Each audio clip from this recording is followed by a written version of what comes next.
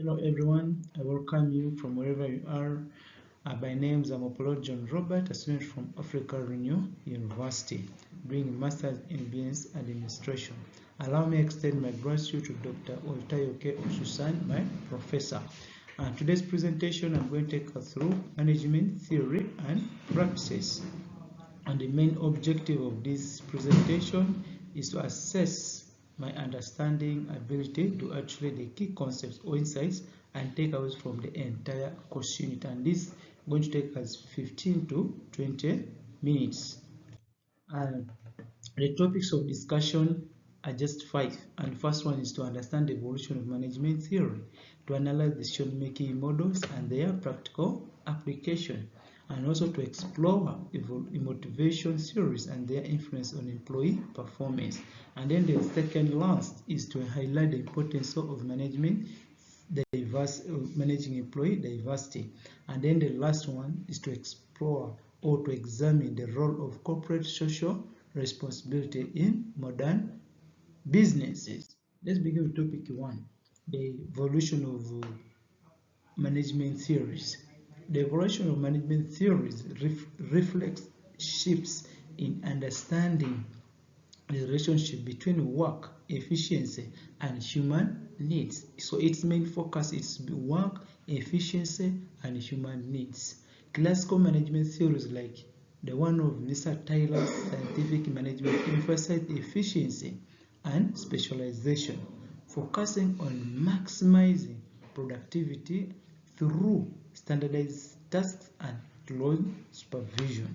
Tyler emphasized that productivity to be more to be seen, there has to be a standardized tasks and with a close supervisions over employees.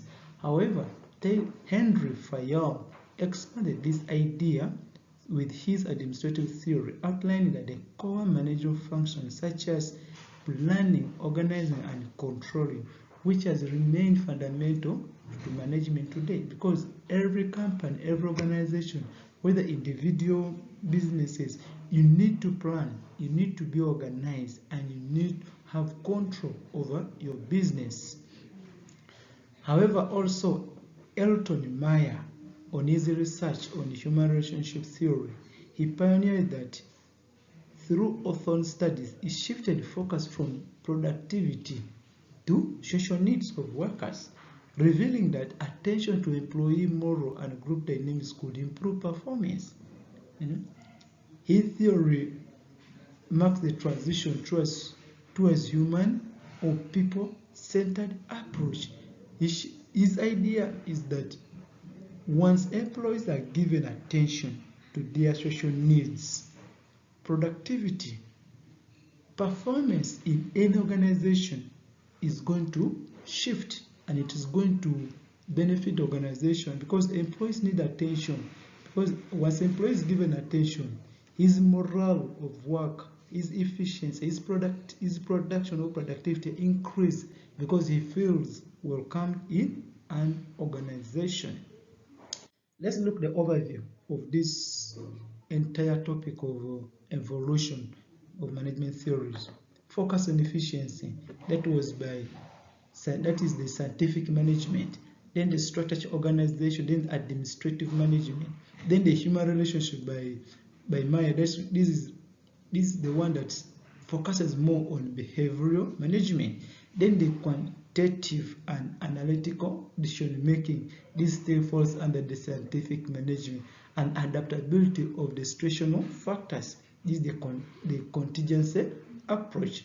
Together, these theories form a comprehensive framework that enables managers to drive efficiency, structure, and motivation while remaining flexible to the changing environments, ultimately fostering both productivity and employee well-being in the workplace.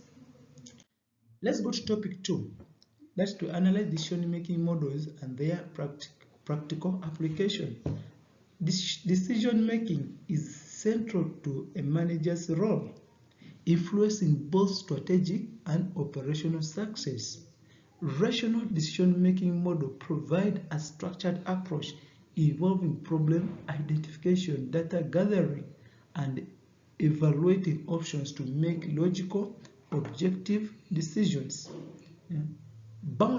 Bounded rationality, on the other hand, acknowledges that limitations such as time constraints and incomplete information, proposing that managers often make satisficing decisions, choosing satisfactory rather than optimal solutions.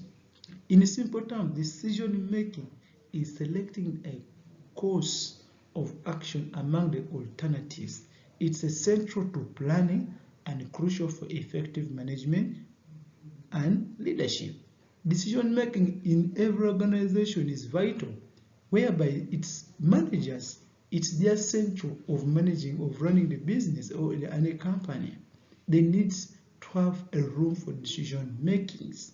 Any business that does not have decision making, any company does not have decision making, will mark a simple step of it to fall or to collapse, because decision needs to be made at least every week. The companies that make decisions every week, they sit and to discuss about the future of the company, because the world is changing. However, there are also types of decision making. There's initiative decision making, which relies on instincts often used when facts are unavailable. They're like assumptions. Then we have the rational decision making type, which uses logical step-by-step analysis, ideally situated from structured business environment. Then we have also the decision-making styles. There's one of visionary, the action-oriented, often relies on the initiations. Then the guardian style. This one is cautions, prefers structured process. Then you have the motivator, which inspires the team members but risks ignoring control information. Then you have the flexible, which is the open to multiple views but may lack direction. Then you have the catalyst, balances visions with fair analysis, encouraging participation. And this is the best of all. Once you have the vision, then you need the catalyst in that vision to make that vision realistic. So that's why the catalyst becomes balanced, because there's fair analysis and encouraging participation. Then we have the common decision traps, the frame blindness, misidentifying the problem. These are being seen by organizations that are collapsing. Yeah? Then there's overconfidence, relying excessively on one's assumptions. This comes in by other employees or other people's decisions are not taken serious. One individual decisions are taken more than other people's. Then the group failure, assuming that the group involvement guarantees quality decisions without structured process. Any company or organization without a structured process will bound to fail, because employees gather together with no structured process will not come up with a quality decision. They will just make their own decisions and they do according to their assumptions. So what is our takeaway on this decision making topic? Managers equipped with decision making models are better prepared to navigate uncertainty and adapt to real world constraints. Effective decision making supports goal achievement, resources management, and problem resolution within the organizations, making it a cornerstone of effective management. So, lastly, every manager, every organization, or whoever you are, or you're a leader, or you are carrying your own business, you need to be equipped with decision-making models for you to navigate the uncertainty that come in every day or changing in the world. Our topic 3, to explore the motivation theories and their influence on employee performance. Motivation itself is a fundamental to productivity. Highly motivated employees work with a purpose and efficiency, which increases the overall performance, cost saving, and business satisfaction. Without motivation, employees may underperform, impacting both the revenue and the workplace morals. Motivation theories provide insights into what drives employee management and productivity. You have the Maslow hierarchy of needs, suggests that individuals are motivated by the progress from basic needs such as safety to higher level needs like self-actualization. Maslow, by that's in 1943. However, Herzberg's two-factor theory divides the motivation into intrinsic motivators, which is about achievement and recognition, and then extrinsic hygiene factors, which is about the salary, work, and conditions. Herzberg, that is 1959. Then the macro theory X and theory Y describe that constructing views of employees with theory X viewing employees as needing control and theory Y as seeking an autonomy and fulfillment. Then we have the positive and the negative side of motivation, of course. On the positive side of motivation towards our goal, right? Managers or the bosses on the side of the extras, someone wants you to do it. Write this report and you'll get a bonus. On the negative side, write this report or you are fired. At this point, the employee is working under pressure. He's doing this because he doesn't want to be fired. But in the motivation side, employee writes a report with all his IQ. I say that if I write a good report, I'll get a bonus. That's the side of intrinsic. Let's look at the side of intrinsic. I want to write this report. But on the negative side, I really want to write this report. I really want to write this report. But on the other side, I really want to write this report. But on the negative side, where you are not motivated, I really don't want to write this report. You don't feel it, but because it is you are working under someone's orders, you are forced to write, or else you will be fired. What motivates people? Faith, religion, doing the right thing, value, morals, and ethics. This motivates people. An organization that does not have what it believes at certain times is bound to fail. Love, connections, relationship, being needed, helping others, recognition. Everyone in the working needs to be recognized. At one point, they need to be recognized. Then goals, achievements, titles, and promotion. Long employees that have taken at least more than 10 years in an organization, they need to be promoted. Promoting them from one position to another gives them feel part of the organization. They make them feel special. Then also the special, unique difference, meaning the meaning, purpose. Everyone needs to feel different. Knowledge, data, learning, education. Employees need to be educated on how to gather data and how to acknowledge data and how to learn new things from the ones they have been knowing. Security, safety, fear, and comfort. Every employee needs to be secured. Employees don't need to work under fear. Make them feel comfortable. The production will be highly fun, variety, creativity, opportunities. An organization that does not have fun time, sometimes we lose employees because employees need to be valued. They need to have some time to have fun. Challenges, control, power, authority, justice. Where there is a problem, let justice reign. Let one employee not be the one to be blamed. Let it be taken through steps and let justice manifest.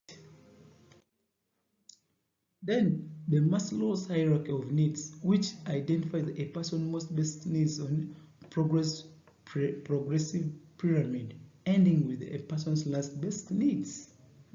Self-actualization. This is self-fulfillment needs.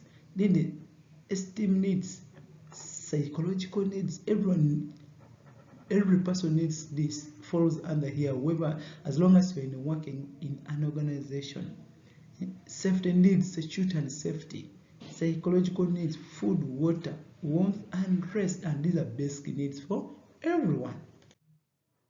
These theories are valuable for managers in creating work environments that addresses both intrinsic and extrinsic motivators, thereby enhancing employee satisfaction and performance.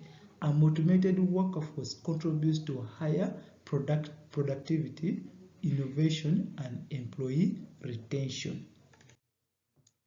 Then our topic 4, we have to highlight the importance of management employee diversity.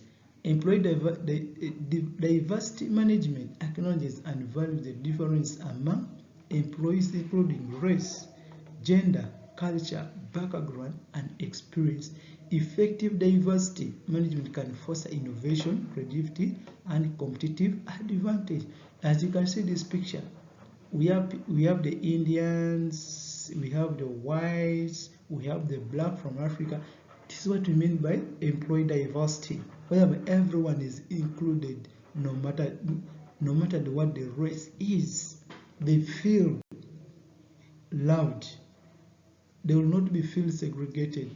And managing this will help any organization to achieve its goal. We have the 10 benefits of work diversity.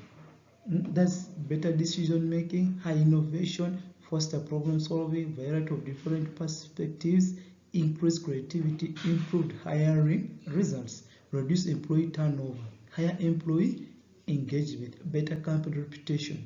When employees are valued, expect all this to be in that organization, productivity will be more than high.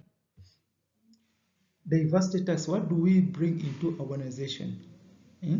Inclusive tasks asks, how do we make them feel welcome? Inclusive is how you leverage the value of diversity, and then diversity is the byproduct of effective inclusion. A well-managed diversity inclusion, a competitive advantage, ability to attract and retain motivated employees, better perspective on differential marketing, ability to leverage creativity and innovation in problem solving, and then enhance of organizational flexibility. Lastly, a diverse workforce brings a unique perspectives that drive problem solving and adaptability. Managers who effectively leverage diversity can create a more dynamic, innovative, and resilient workforce. As a globalization increases, diversity management becomes even more critical for engaging talent and fostering positive work environment. Our last topic, to examine the role of corporate social responsibility in modern business. The corporate social responsibility emphasizes on the company's ethical responsibility to society. It seeks the ethical of the society.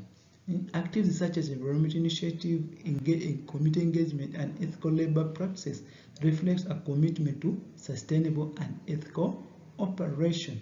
The growing expectation of organizations to operate ethically enhances public trust and aligns business objectives with a well society. Any society that feels belonging to a company that respects the society and the well-being of people will automatically prosper. We have the four models of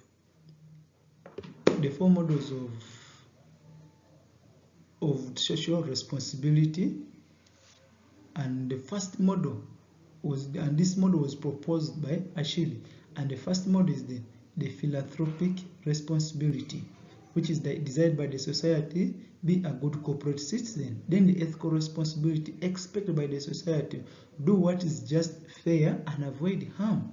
Then we have the legal responsibilities, obey the law and regulations required by the society.